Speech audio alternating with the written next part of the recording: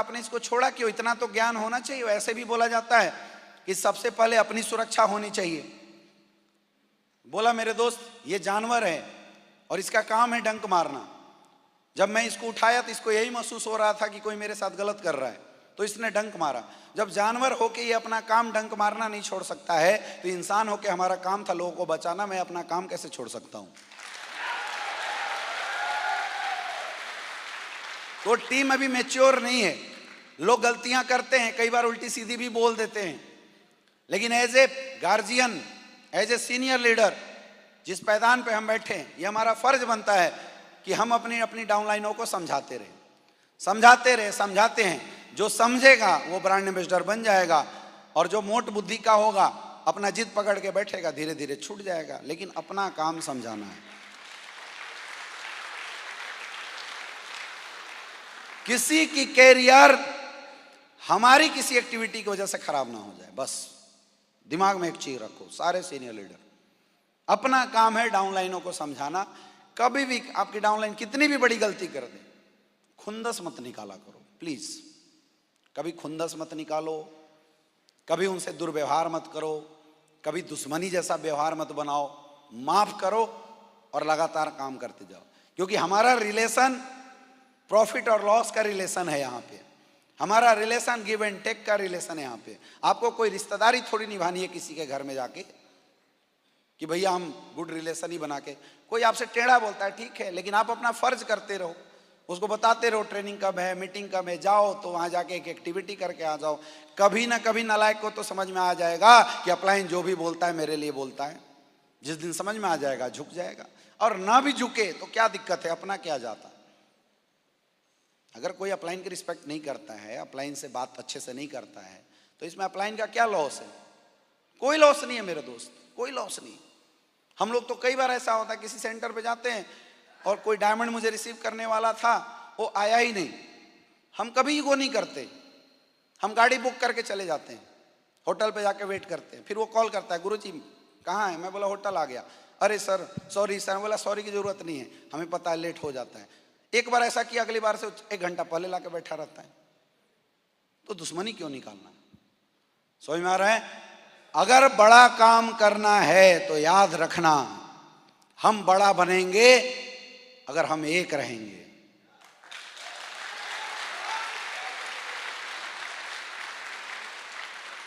हम बड़ा बनेंगे अगर हम एक रहेंगे। जिस दिन हमारी जुबान 2 चलेगी, एक इधर एक वो उधर, बड़ा बनने की सिस्टम वही खत्म हो जाएगी। अकेला चना कभी भाड़ नहीं फोड़ता। समझ में आ रहा है? Unity is the best policy. हर घर में होता है। हस्बैंड वाइफ में झगड़े नहीं होते हैं क्या? होता है नहीं होता है? तो क्या करना चाहिए? अगले दिन तू अलग हम अलग करते हो ऐसा? मारपीट करके भी अगले दिन साथ में हो जाते हो। होते हो नहीं होते हो? आपके बच्चे गलती नहीं करते हैं क्या? तो क्या करते हो? घर से निकाल देते हो, 2-4 लपड़ मारते हो और फिर से पुचकार के ले आते हो। करते नहीं करते हैं? माँ बाप भी कई बार ऐसा काम कर देते हैं जो नहीं करना चाहिए, तो क्या करते हैं? माँ बाप की इज्जत करना छोड़ देते हैं क्या? क्या करते हैं? इग्नोर मारते हैं और लास्ट में फिर एक हो जाते हैं। यस या no? That is called unity. वहां अपना रिश्ता इसलिए एक हो जाते हो, यहाँ बिजनेस का रिश्ता है इसलिए नहीं एक होते। यही गलत है। जिस दिन एक होने लग गए, एक दूसरे की गलतियों को माफ करने लग गए, यार अपलाइन भी इंसान है, डाउनलाइन भी इंसान है। अपलाइन से भी हो जाता है गलती, डाउनलाइन से भी हो जाता है। लेकिन जिस दिन ये संस्कार एक होने की, रिस्पेक्ट की, प्यार की बनी रहेगी, आपका बिजनेस दुनिया की कोई ताकत हिला नहीं सकता, याद रखना। समझ में आ रहा है? अगर काम करवाना है अपने अपलाइन से तो तनतना के नहीं, प्यार से करवाने की आदत डालो। मेरा अगर अपलाइन मुझे ना टाइम देना तो पहले तो मैं फोन करता रहूंगा, कब तक? जब तक कि फोन ना उठा ले अपलाइन। 20 दिन कॉल करूंगा, 50 दिन कॉल करूंगा, और जैसे फोन उठाए अपलाइन, मैं बहुत प्यार से बोलूंगा, गुरुजी नमस्कार, गुरुजी लगता है मेरे से कोई गलती हो गई, आप नाराज चल रहे हैं मेरे से। मैं कभी नहीं बोलूंगा ऐ भाड़ में जाओ देख लेंगे। मुझे पता है अपलाइन इज लाइफ लाइन, उसके बिना काम होने वाला नहीं है। तो मैं क्या करूंगा अगर मैं आपकी जगह पे रहूंगा? तो मैं तब तक फोन करूंगा जब तक उठाना ले। परेशान होकर तो उठाएगा, है ना?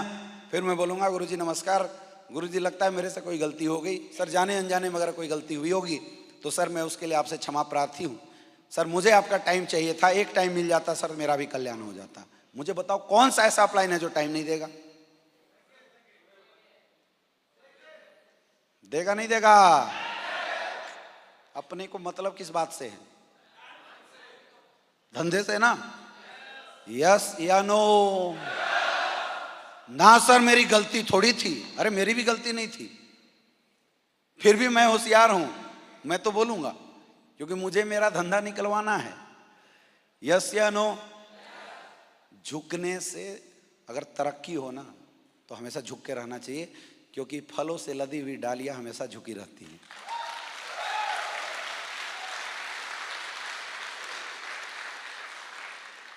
समझ में आ रहा है?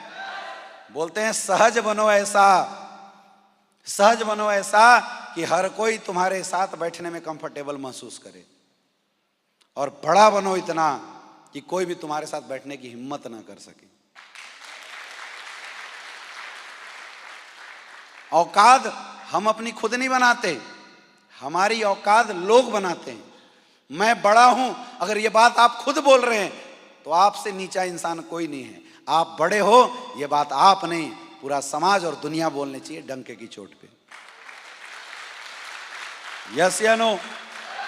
मैंने अभी तक आज तक अपने जीवन में, मैं अपना पर्सनल एक्सपीरियंस बता रहा हूं, मैंने आज तक अपने जीवन में कभी अपनी रैंक का धौंस नहीं दिखाया, कभी नहीं, कभी नहीं।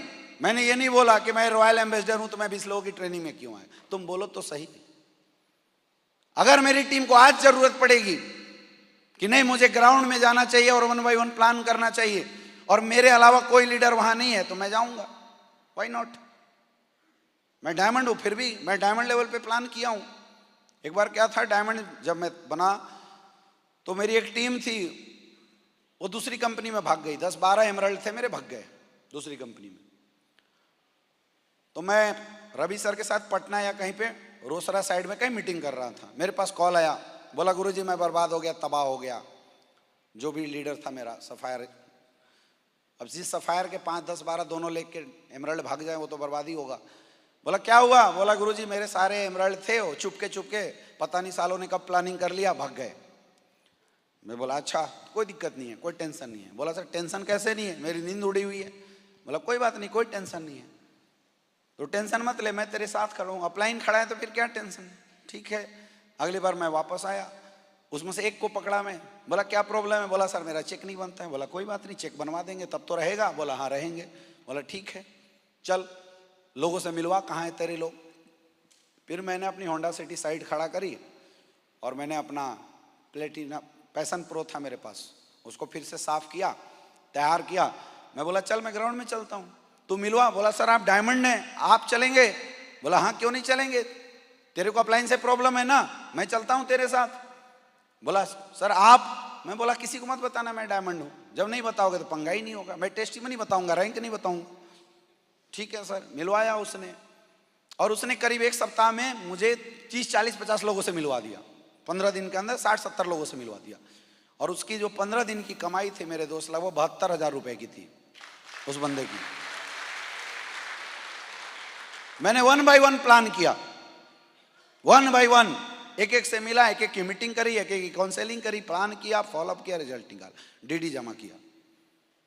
तो कोई फर्क नहीं पड़ता है आपका रैंक क्या है, किसी भी रैंक पे आपको कुछ भी करने की जरूरत पड़े तो करना जरूर चाहिए।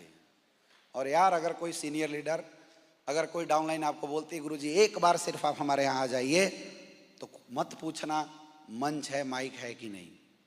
अगर वो रिक्वेस्ट करता है चले जाना, चले जाना, क्या होगा, ज्यादा से ज्यादा आपका जाने आने का भाड़ा का खर्चा हो जाएगा, ज्यादा से ज्यादा क्या होगा, वो किसी से मिलवाएगा नहीं। ये हो सकता है ना, कई बार ऐसा तो लोग बुला के मिलवाते नहीं, लेकिन मेरे दोस्त उस बंदे का आपके प्रति विश्वास इतना बड़ा हो जाएगा ना कि जब आप वापस आओगे वो इंसान फिर धंधा कर जाएगा, क्योंकि उसको पता है कि मेरे पीठ पे एक बाप खड़ा है।